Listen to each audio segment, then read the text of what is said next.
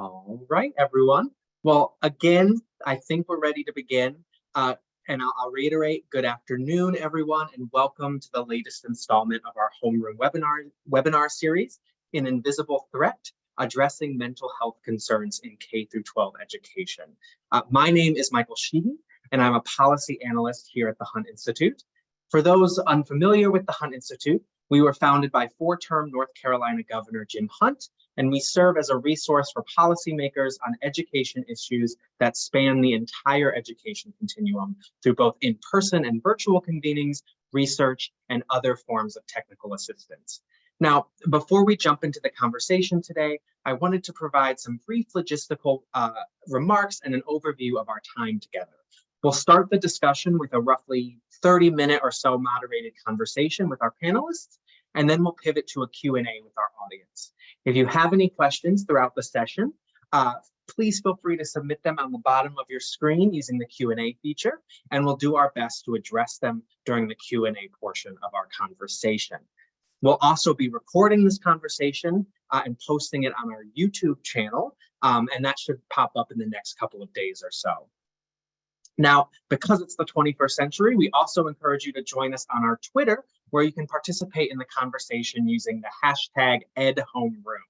And we will also be live tweeting from our Twitter account at @Hunt_Institute. Now, we have a great conversation ahead of us today, so that's enough of me. Let's jump right into it. Across the country, students continue to struggle with mental health challenges that have been exacerbated by the pandemic. 37% of high school students reported experiencing more poor mental health during the COVID-19 pandemic. And at the height of the pandemic, the proportion of children between the ages of 5 and 11 visiting an emergency department because of a mental health crisis was 24% higher than that same time period in 2019. And here at the Hunt Institute, according to our Across the Aisle survey results, which aim to measure parent and voter priorities in education, over half of voters are strongly in favor of investing in students' individual needs, including their social and emotional needs. Proposals to train educators and other school personnel to identify warning signs related to student mental health were also strongly favored. Now, we here at the Hunt Institute know it's critical to bring stakeholders from every educational sector together to tackle these issues head on. So today, we'll hear from experts and leaders who have dedicated themselves to ensuring that students have access to the mental health resources they need to succeed. We'll be hearing more about the innovative solutions to expand access to necessary mental health resources, as well as how states and organizations across the country have navigated challenges to implementation. Now, with us for this conversation, I'm honored to be joined by Superintendent Joan Ebert, who has served as the Nevada State Superintendent of Public Instruction since 2019 and was recently reappointed by Governor Joe Lombardo in January 2023. Nevada has implemented a broad array of student mental health supports and is currently in the process of expanding services through innovative projects through its Project Aware funded work. Thank you so much for being here, Superintendent. Next, we have Angela Jerevec, who is the founder and CEO of the Bar Center. The center's model utilizes data to better understand and build on students' individual strengths and to address the non-academic reasons why students may fall behind and identify what resources they need to be successful. Welcome, Angela. And last but certainly not least, we have Stephen Sharp. Stephen is an active school counselor in Pennsylvania and serves on the board of directors for the American School Counselor Association. Stephen is a tireless advocate for the role of school counselors in education, and we are so glad he was able to join us today. Thanks for being here, Stephen, and thank you to all of our panelists for taking time out of what I know to be their very busy schedules for this conversation. Now, let's jump right into the conversation. And again, for our audience, please feel free to post your questions in the Q&A at the bottom of your screen. Stephen, let's jump right in. This first question is for you. As districts and states continue to struggle with educator shortages, data has shown that school counselor and psychologist shortages also continue to plague states.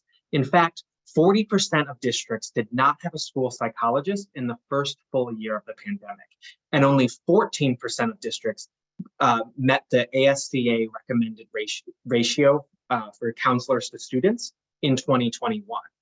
What can policymakers be thinking about and implementing to help address these shortages?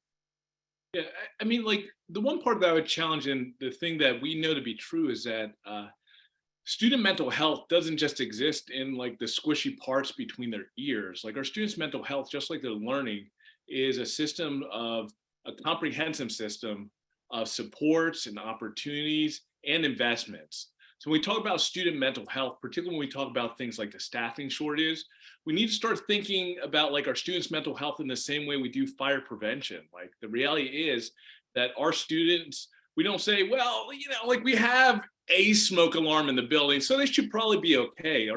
For our students, we don't say, like we have the smoke alarm, so I don't think we need fire extinguishers, because like a smoke alarm could probably work just the same as a fire extinguisher. And what we understand is like student mental health needs a lot of education, it needs a lot of support, it needs a lot of connecting to other related complex systems at the same time. That's where we as school counselors are uniquely positioned to provide as an important crucible place where we can make referrals to other school-based referrals like school psychologists or school social workers to do academic or social emotional interventions within the walls of their school, or make sure that their students and families are connected to services outside the walls of our school, and also using our school-wide data to guide and highlight the students that might not have the big externalized problems or be approaching you to see that they're in distress, but we'll be able to identify and make those necessary interventions with students. In the same way, we understand like the ratios when it comes to access to school counselors and stuff like that. Here in our state of Pennsylvania, for instance, where we have high numbers of school counselors, still in our state of Pennsylvania, really 1 out of 5 students goes to a school that has a ratio of 1 to 500 or more, or have no school counselor access at all. And again, we would find it unconscionable to ask our students to go to a school with no smoke alarm or no fire extinguishers at the same time. We understand, most importantly, that our students' mental health is central to their learning. We learned that very much as a hard lesson in the pandemic. And so these are some things that policymakers need to consider when we talk about some of those investments. But there are also some no-cost investments that we can also do when it comes to policy initiatives. One is really defining the use of work, not just for our school psychologists and social workers, particularly our psychologists where it's more clearly defined, but having clear definitions of work and scope of practice when it comes to school counselors as well. The reality is that we have school counselors in some states that are being $50,000, $60,000, $70,000 lunchroom aides or bus monitors or test administrators, when we understand that they could be providing some of that necessary small group intervention, direct intervention with students, or connecting students to necessary resources. And I understand like this time of year, it's that testing time of year. But what also we know is that like emergency room referrals and hospitalization rates are higher than what they ever are at other parts of the year.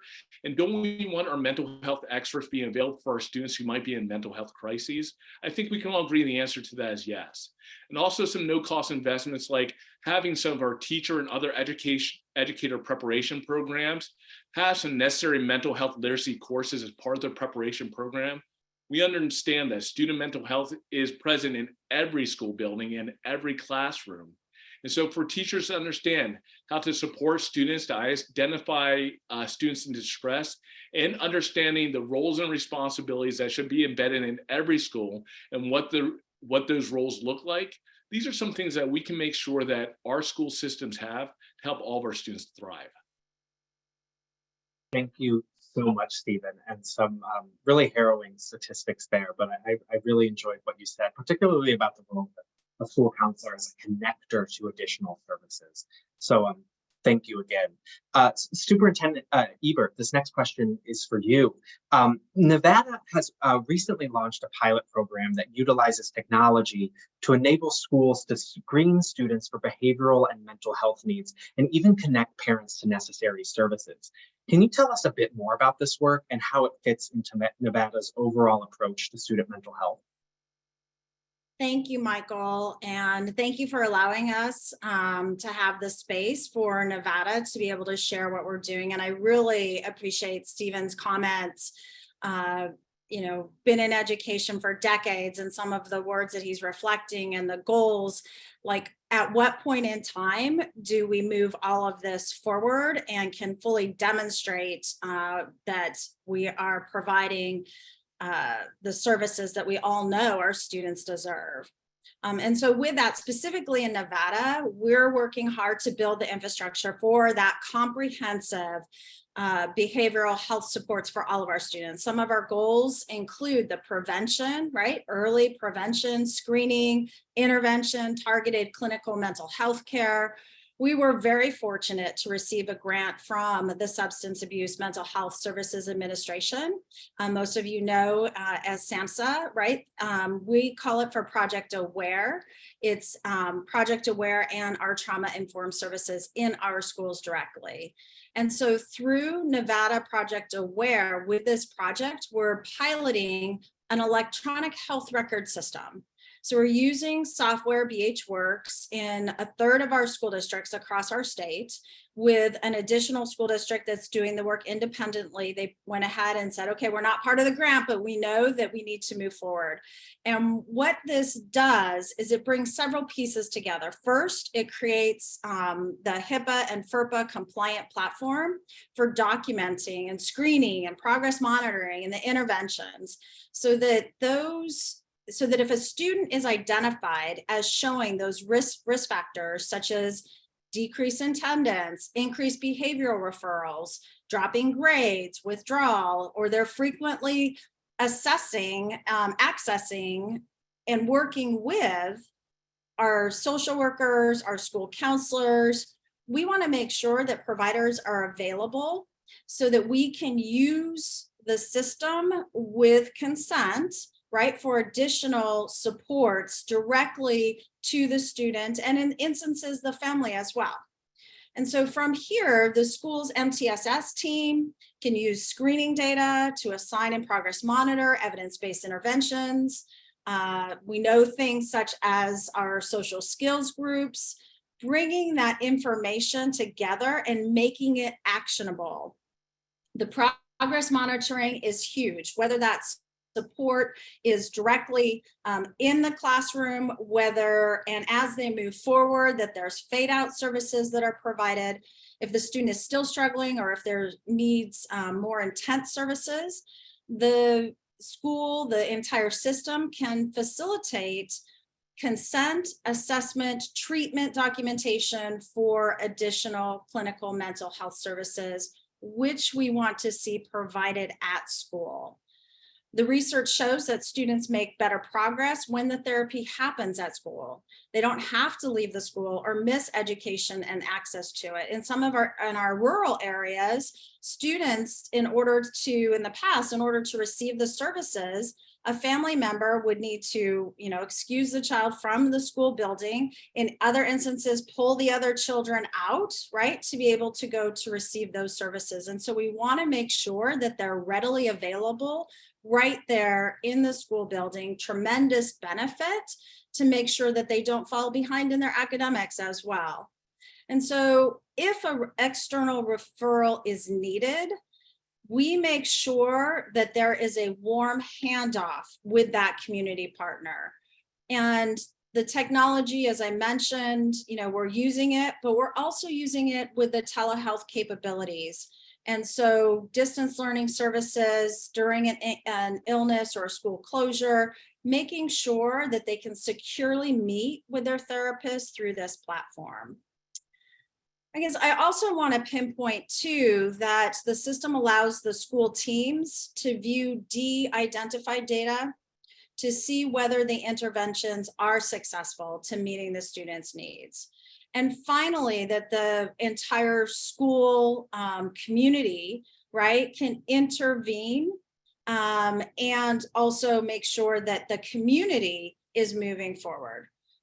It's the final thing that I would add is that the system also can interface with a billing agent. So capturing Medicaid care reimbursements back into the school district. We've been making sure that our school districts can implement those pieces, and those dollars that are brought back into the school system can be used for additional behavioral health providers, specialized instruction, support personnel. And so all of those things create a seamless environment to make sure our students receive the resources that they need at the time they need them.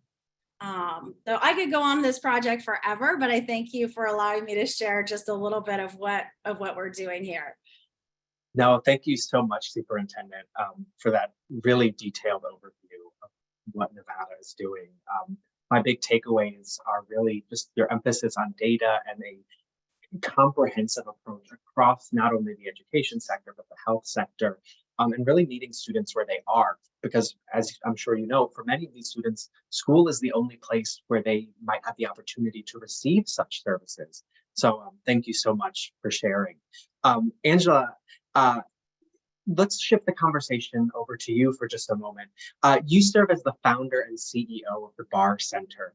Your organization's model emphasizes building on students' existing strengths and addressing the non-academic reasons a student may be falling behind to ensure that student's success.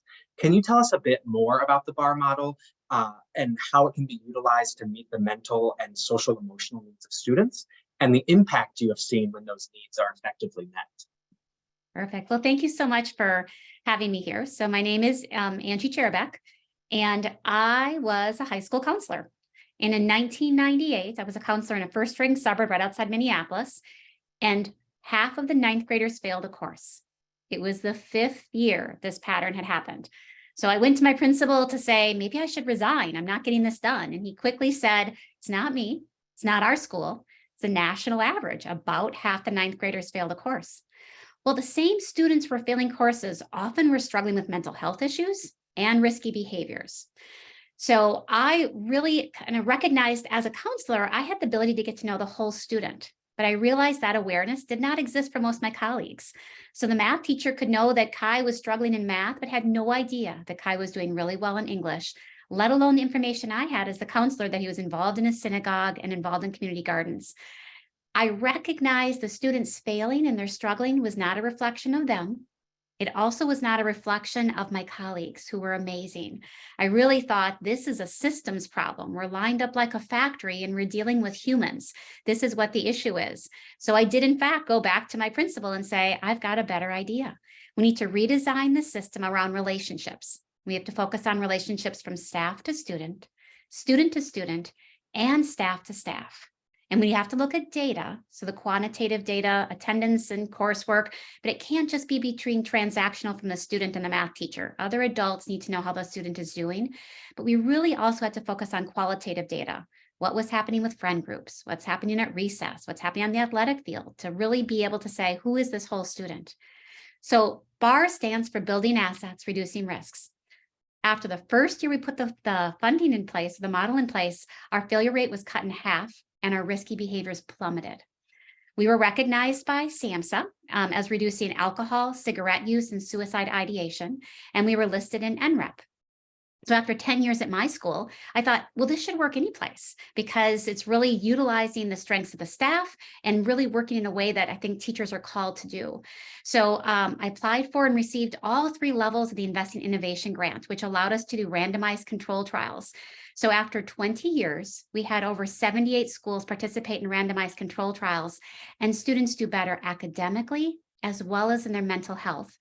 So does the staff. The staff also does better in terms of how the school is operating. And the impacts for everybody, the biggest impacts are for the students farthest from opportunity, Black, Latino, and students in poverty. So that's what BAR is and kind of where it came from. How we do it is we really work with staff because we know to have healthy youth, we have to have healthy staff. And part of our research, we were able to do a mediation analysis, the American Institutes of Research, and they were able to say that, yes, first you change teachers' attitudes and teacher behaviors, then student attitudes and student behaviors change. So we really changed the system by surrounding the students and the staff with the resources they need. So when they identify issues, they can bring them forward. So kind of as of late, we actually were just published a chapter in the Handbook of Resilience of Children. And I think one of our unique pieces is we are in evidence for ESSA as a tier 1 intervention for math, for reading, and for SEL. Because when you attend to the whole child, you really are able to have these impacts moving forward. Thank you so much, Angela. And really the emphasis on creating those relationships and meeting the needs of the whole child, I think is really going to be the through line of today's conversation. So thank you so much for that. Now, I'd love to pose a question to all of our panelists today, just before we jump into the Q&A, because I would love to hear your thoughts, particularly on some of the challenges you all have faced in doing this work. So from what we've heard so far, it's obvious that ensuring students have access to meaningful mental health services is critical for improving outcomes and for setting students up for lifelong success. But as we do this work, we know that significant challenges exist for states and districts and policymakers as they try to effectively provide mental health supports to students. Now, in your individual roles, what types of challenges have you all faced in your positions when trying to provide or build out these supports? And are there any promising practices you can point to that may address those challenges? And I think, Superintendent, why don't we start with you? Great, thank you. Yeah, so like many states, Nevada is facing many challenges, but I always like to do things in threes. And so first, I would say the increased need for services during the pandemic and now coming out of the pandemic is a huge issue that we need to tackle. Second, that we haven't, as an educational system, invested or identified or named specifically the mental health of our workforce, right? And the workforce development. And third, the real sustainability of plans once the recovery dollars have run out. Have we built a system that will maintain after the federal relief dollars have been provided to us?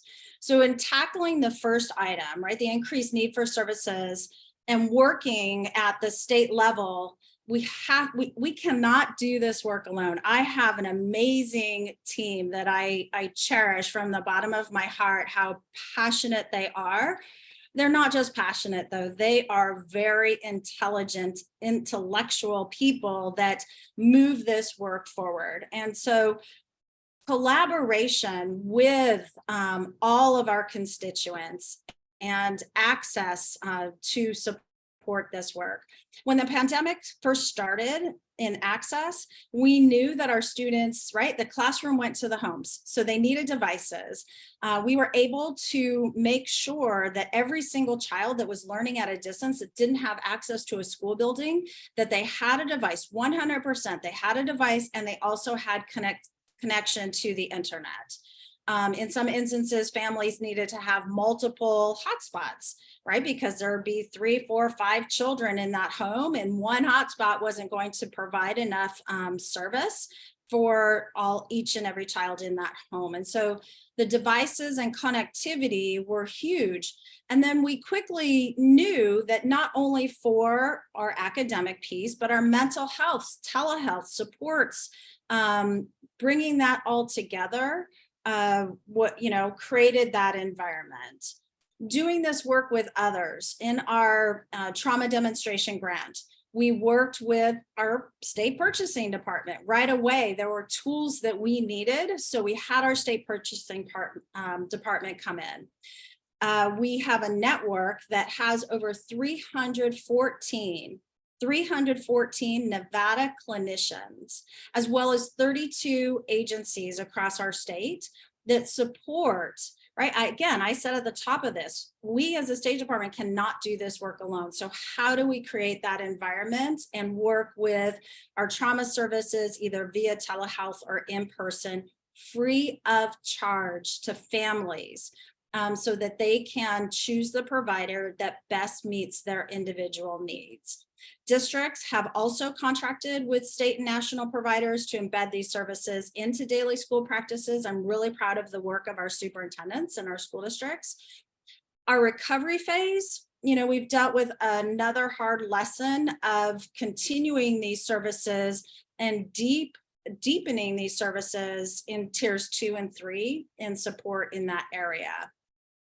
So bringing everyone together, using our Nevada system of higher education, the University of Nevada, Reno has brought in district supports, implementing multi-tiered systems in that way, focusing on tier one always, but making sure that when we need to go into tier one, tier two work, it's very critical. The workforce itself, the second phase of the work, has been eye-opening for all of us. I was with a group of Black Student Union students the other day, and they were talking very much about their mental health support and needs. They were extremely articulate in advocating, but the adults in the room, including myself, right, we're talking about when we need supports, how to access those supports coming out of the pandemic to make sure that we're doing the work. So, you know, building that capacity out, working beyond, all of those pieces have been very important to us. Thank you so much, Superintendent. It really sounds like it takes a village, and Nevada is really coming together to really make some meaningful change. Angela, I would love to hear your thoughts. Yeah, so I'm going to name 3 challenges. I'm also going to glue them to actual examples because I feel like sometimes that's a helpful piece. So first challenge I think that exists in the field is that teachers need each other, and the school system has put them in silos. So oftentimes when teachers do meet, they traditionally talk about curriculum, or they talk about a very small number of students.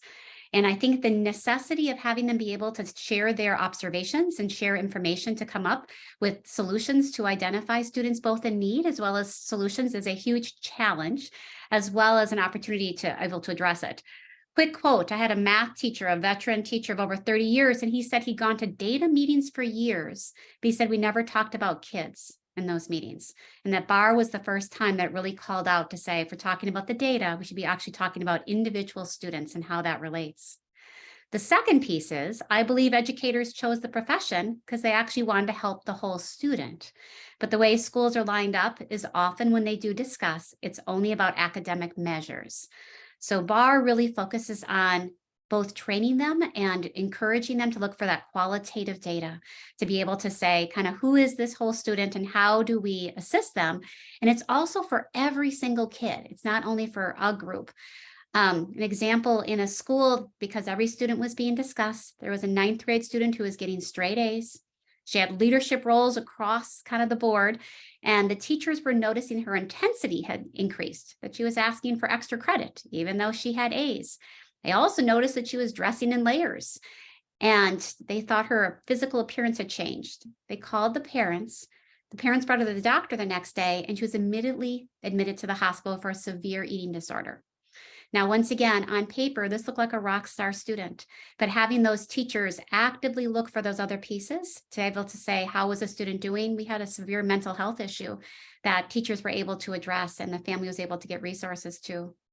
And the third is classroom teachers are not going to look for concerns if they don't have somebody to bring it to. So once again, I'm not going to ask a math teacher to try to notice if somebody's doesn't have housing security and then expect them to find that. So we need to get those community resources right to that school and have a point of contact if we want those teachers to be looking for those early signs and indications. We had a school we're working with in California. They had over 1,000 9th graders. It was an early meeting at the beginning of school. And one teacher said, I've got 2 14-year-old girls skipping my class every Thursday and Friday. Somebody better, find them and see what's going on. Next teacher said, you know what, those same girls, they're not sitting at the 9th grade lunch table. They're standing up against the wall with a bunch of senior guys. They should get a quiet lunch. Next teacher said, you know what, they're not making dress code. We need to talk to them about dress code. Well, they brought this information to the bar coordinator who made some calls, and it turns out those girls were being sex trafficked. They were in foster care, and it actually uncovered a sex trafficking ring that was occurring in the school. So once again, when you train classroom teachers to be looking for those observations and have them share the information, you also need people to be able to bring that information to be able to provide those supports that are so desperately needed.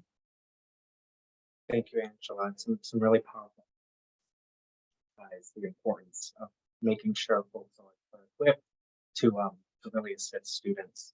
And finally, Stephen, I would love to hear your thoughts. I have so many thoughts, and really, just with respect to Superintendent Ebert and Angela, they offered so many great suggestions and barriers already. I think for me, some of the biggest challenges is if we look at the systemic structures that are supporting our students, we need to take a hard look and start making some judgment calls. The reality is that from a workforce standpoint, not just the mental health of our workforce, but we have a declining workforce, both when we come to educators and when it comes to behavioral health as well. And so like the reality is like we're trying to make referrals for our students, and due to a truncated workforce right now, students are waiting sometimes for outpatient therapy for months, which historically has been a couple weeks. The reality is that students are waiting to be hospitalized sometimes for days, if not longer, in emergency rooms when they need acute emergency care. And these are some real challenges we need to face. Also, at the same time, we need to realize that our students, generally speaking, we have two different categories. They find school to be the safe place, and if they aren't getting the treatment that they need, they're still coming to school every day. And how are we equipping our schools to support that? I strongly believe that with the strains in our mental health workforce at this point, it creates a disproportionate burden on schools, and that's where we should focus the bulk and majority of our investments when it comes to student mental health. When we talk about some of those other challenges when it comes to student mental health and some of those initiatives, we understand like some of those things, our students might have access to medical assistance, but our students who have private insurance, that might not cover school-based therapy. And what Superintendent Ebert highlighted is really like school-based therapy and working with mental health clinicians can be a viable resource because it removes barriers like transportation, which is the primary access to care for many people, both adult and children alike. And so these are some things that I highlight as well. And then in addition to that, we need to actually ask ourselves how we're investing these, particularly along the lines of zip codes and color lines. We understand really looking at both pre-pandemic, but especially over the pandemic, there's been a disproportionate burden when it comes to our Black and brown youth. When we talk about things like access to mental health care and healthcare in general, and what we find to be an alarming rise in suicide rates as well. Thank you so much, Stephen. And thank you to all of our panelists for their incredible insights today. I would love to shift into the Q&A portion of our conversation. And actually, Stephen, we did just have a question come in that I would love to hear your thoughts on. With respect to students who are designated as requiring Tier 3 supports, either within the school or outside of the school system, can you point to any specific interventions that are best practices that are designed to reduce risky behaviors or suicidal ideation? And can you make any recommendations around this? Yeah, it's about this time last year, I actually did a piece kind of talking about this in the Pennsylvania Principals magazine, just looking to our district administrators to kind of have a frame and take leadership. When we talk about it, as we're discussing Tier 3, I kind of want to take more of like the intervention design component first. Like we need to talk about suicide prevention, not as far as being an intern piece, but talking about continuum of supports and services. This is where things like, again, I think our heads of state, our district level and building level administrators, they have a unique role when it comes to prioritizing funding and coordinating support staff and staffing in addition to that. Making sure that there are clear policies in place when it comes to both suicide identification and prevention and intervention, and associated policies guiding things like identifying risk, communication, and safety planning. These are important pieces as well. In what ways we're structuring things, not just when it comes to depression awareness and suicide awareness, and having that being available for our students who might be of suicide risk, which could be frankly as low as grades 4 and up. We also need to consider really the value when it comes to social emotional learning.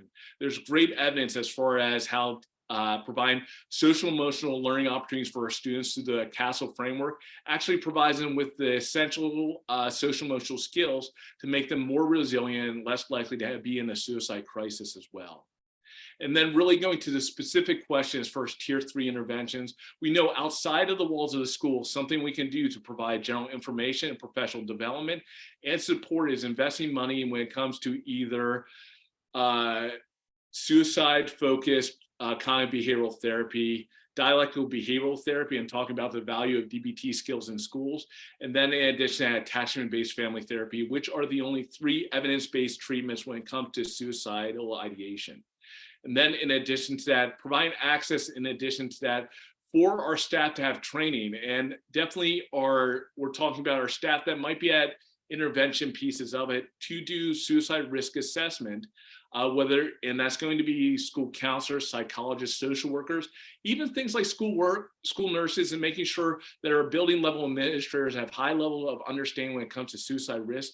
These are very important. If we look to the Marine Intercept program, the United States Marine Corps in 2010 had the highest suicide rate of any of the armed services. And through the Marine Intercept program, they provided suicide risk screening tools to legal aid, to military police, to COs, to financial services, these unique junctures. And what we saw is that the United States Marine Corps had the lowest suicide rate then of all the armed services. And we can equip our schools as well.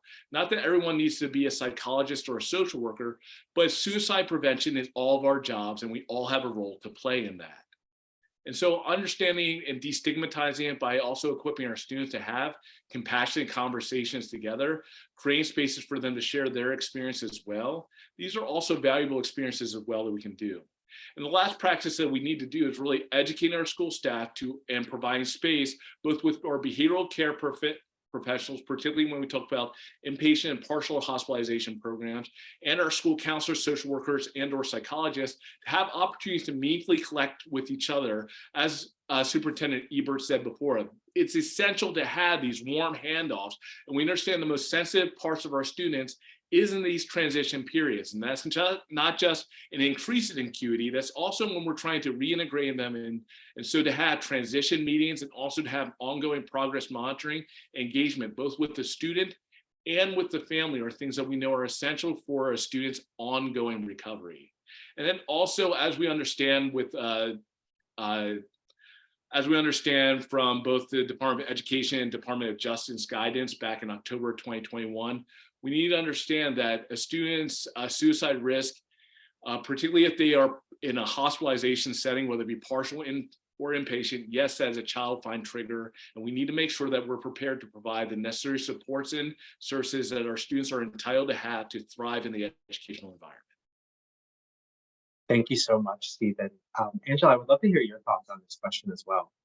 Yes, well, first of all, I so appreciate you talking about evidence-based practices and programs. I think that's one of the biggest things that I feel like schools need to continue to be gravitating towards.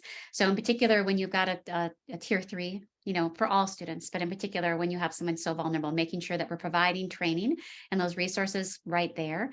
I will once again go back to BAR was once again named a provider from NREP for suicide ideation and attempts. And I keep going, that's much farther upstream, because training classroom teachers to be looking for those early signs of indication and getting those referrals quickly, in particular, I think is a really critical piece. So it both is training those that are, dealing with students who are absolutely at that other, kind of tier 3, but having those English teachers to be looking at journals, to be having those different pieces when you're looking at the whole student, to make sure that information is coming forward and getting that much more preventatively, I think is a critical piece also.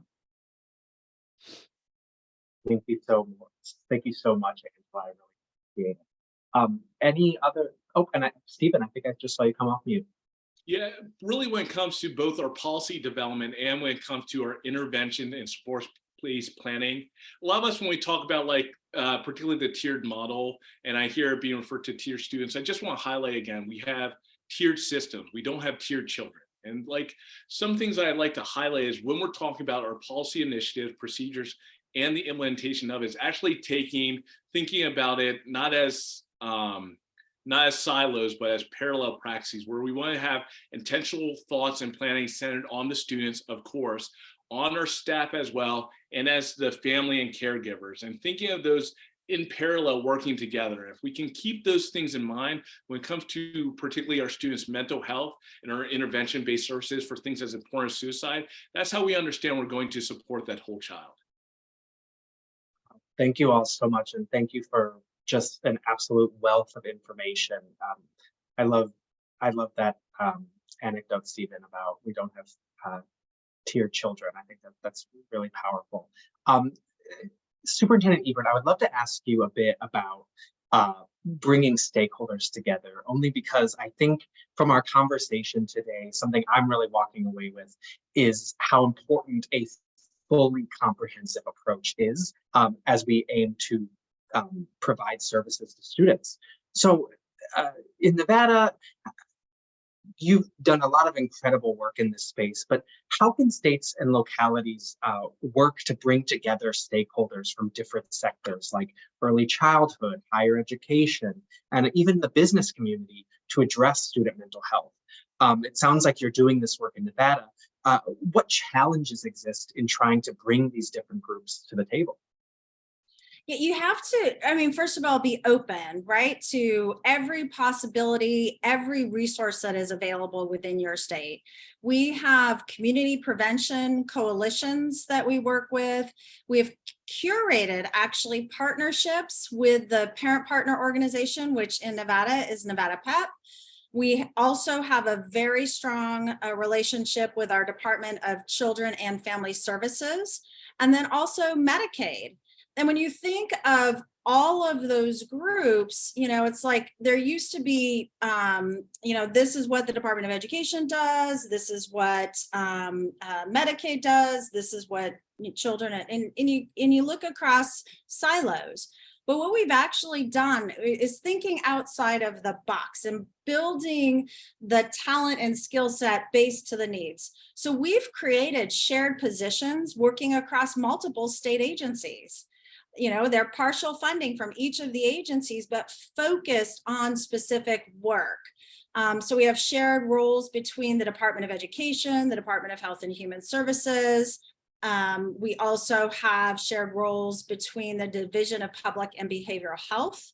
We have shared roles across our department, the school-based behavioral health team, as well as Medicaid. So bringing everyone together and quite frankly, looking at the funding sources differently. As I've given you those examples, you know, it's like, I can't, you know, oh, the Department of Education doesn't have these dollars to be able to address and work with the Office of Suicide Prevention. Very collaboratively, very important work.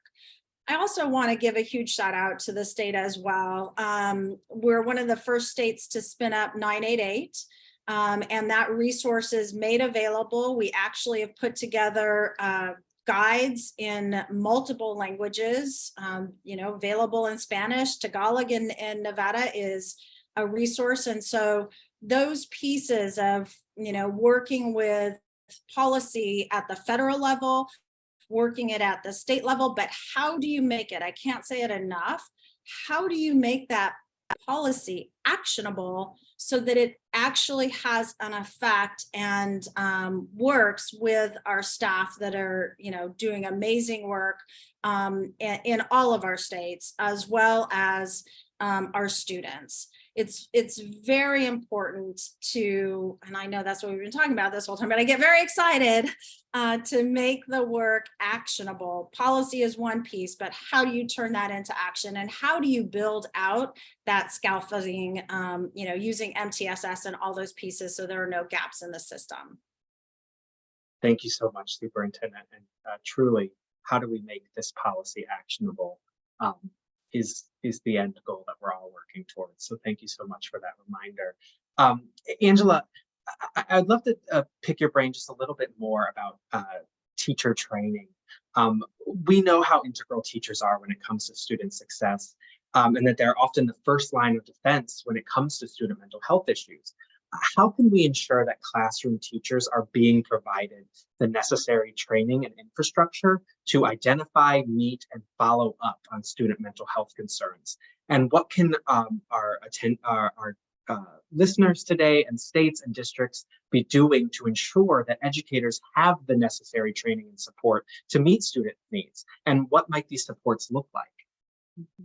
I so appreciate that question. So I'm going to go back to the fact that BAR's evidence shows that students do better on math and on reading and suicide ideation and student, substance use and mental health. So when we care for the whole student, the measures we're seeking in all these different places absolutely are achieved. The pieces too that I'm just going to touch on is, I know I referenced this, but staff are more effective and staff are more satisfied. It is also addressing the shortage we're having because the adults that came to help these kids are able to do so in a broader way. In a big macro kind of issue is we have got to break down this factory system we have that schools are set up in. So we have to be able to have this ways that the adults are getting trained and working together because they are incredibly capable of doing this work. And that's why they were called to education in the first place. Some notable barriers is there really isn't federal or state funding to do systems level work. So like in terms of the schools that are doing bar, they're like, well, it's a math intervention or it's a reading intervention. Could I have the bar math book? And we are absolutely training in relationships and data. So how to be able to get the systems level work, I think needs to become more of a conversation, especially when we recognize the critical nature that we have, that this is really about the overall health of our society. So whatever measures you're looking for, if we have healthy kids, and by the way, we have healthy staff, that's how we're going to achieve that. So it really is a very important, bigger issue where right now we have a lot of white papers on the need for this work and we know it's effective, but how does it become practice? Back to your question of how does policy become actionable? Thank you so much, Angela. Stephen, I would love to hear your thoughts on this as well.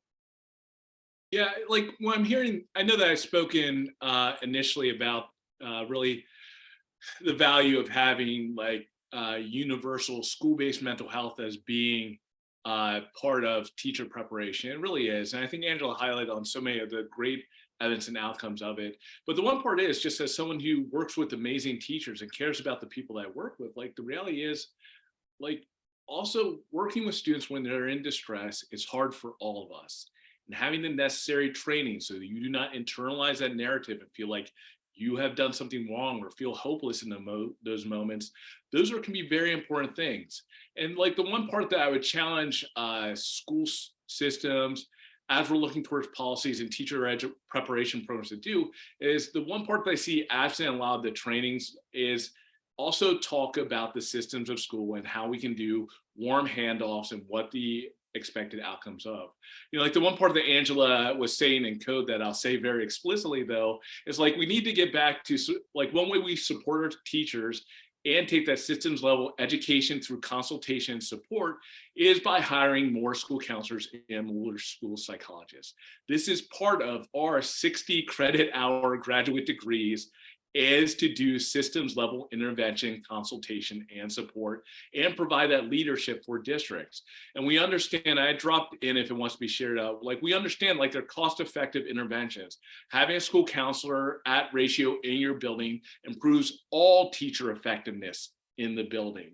And like, if we care about money, and I care about money because I'm insanely cheap, yes, I think it's a reasonable investment when we talk about our students' futures. But most importantly, like, the basic part is our teachers are asking for it. Our teachers are asking for more training and support.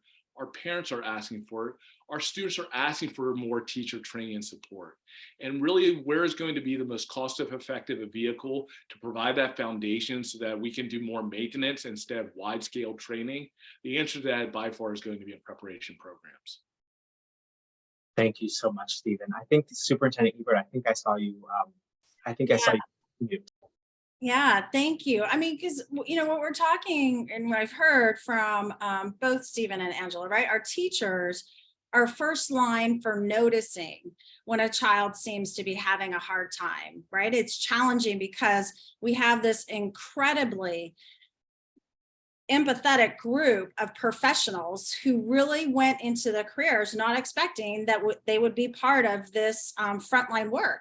And yet they're the ones that notice when a child is acting out, is struggling, whether they're asking for specific help, or how do we connect with our counselors, our social workers, all of those pieces. And so we know that our teachers are not the mental health providers, but they can be empowered to know how to ask questions if a child seems to be having that hard time and doing that warm handoff that we've been talking about, right, to the behavior health provider.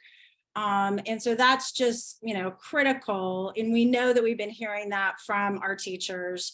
Our school counselors really value when they have the resources for the employee assistance, also too, moving forward in this work. Thank you. Thank you, Superintendent. I think we have time for about one more question. And I think we've touched upon it somewhat briefly, but I'd love to dig a little bit deeper. We've spoken about how educators can really serve as the first line of defense if they have the necessary training and supports. But a lot of these trainings and supports and professional development and these systems do require buy-in from outside education. It requires buy-in from taxpayers, the community, because many of these things need funding.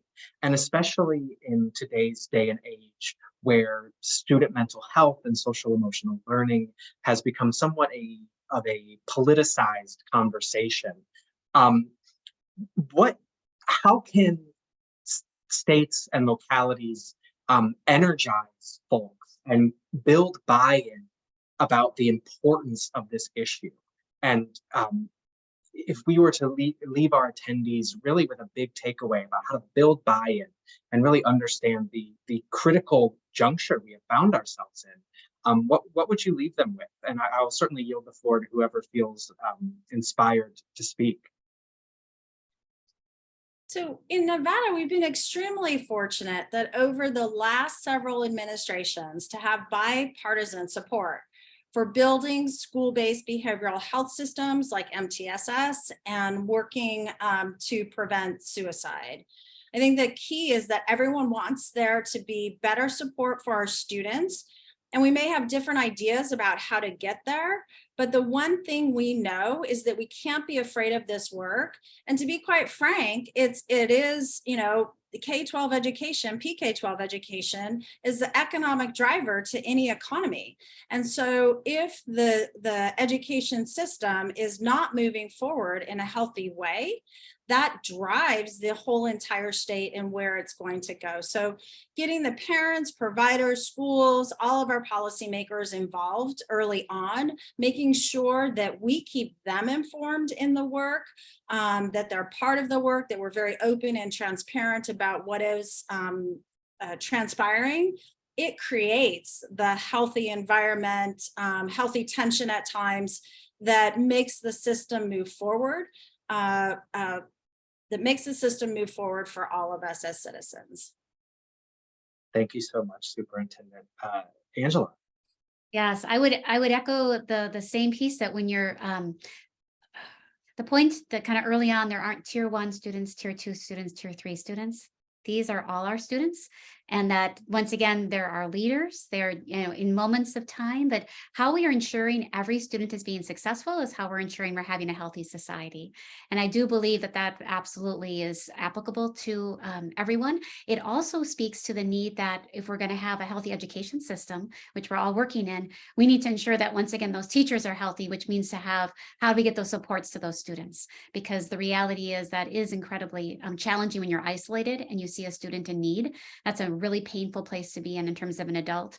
So making sure that those teachers are not only equipped in how to identify, but they have the supports they need to both support the student and ensure that they can be kind of moving forward. So I think that's kind of like an obvious way to kind of keep a healthy community. Thank you so much, Angela. And finally, Stephen, would love to hear your closing thoughts. Just to address the question directly, I think part of it is just some of the things that we know to be true, but we need to highlight when it comes to our messaging. And it is reality that we believe in our schools, and our schools provide our students what they need both now and in the future. And having access to high quality mental health, both in education and support, is something that our students need. It's also a belief that even though our educational settings right now are battlegrounds for politics, our aspirations for education is above politics. And that really that our country, in the way that we support our students, can be more perfect. And we understand who our best champions are going to be for that. It's going to be our students especially, and their families and their lived experience, and sharing how they could be better supported in the educational experience. The times that they have had high quality educators make the right intervention at the right time, and how they wish that was shared for more students. And then in just that, really highlighting the unique partnerships as students, families, and schools have that can support the whole student. These are the most profound messages that we've seen really across the nation that have helped our students get what they need really when it comes to their mental health. And this is a time that I think we need to make sure that we're creating vehicles to collect those messages and share those out. Wow. And with that message, I'd just like to close us up today. And again, thanks Superintendent Ebert, Stephen, and Angela for joining us for this critically important conversation. I know I'm walking away learning a lot. Again, I really appreciate you all taking the time out of your busy schedules to join us. Now, before closing out today's conversation, I do want to turn everyone's attention to our upcoming K-12 webinars. Our next conversation will be on Thursday, May 18th at 2 p.m. Eastern, where education leaders from across the country will be joining us for a conversation on using the science of reading and evidence-based strategies to teach and support all learners. It should be a really exciting conversation, so please register for that if you're interested. We also encourage you to join us for our other upcoming K-12 webinars listed on the screen. You can register for these discussions by going to our website, which we will post in the chat in just a moment for you. And with that, thank you all again for joining us today, and we hope to see you all again soon.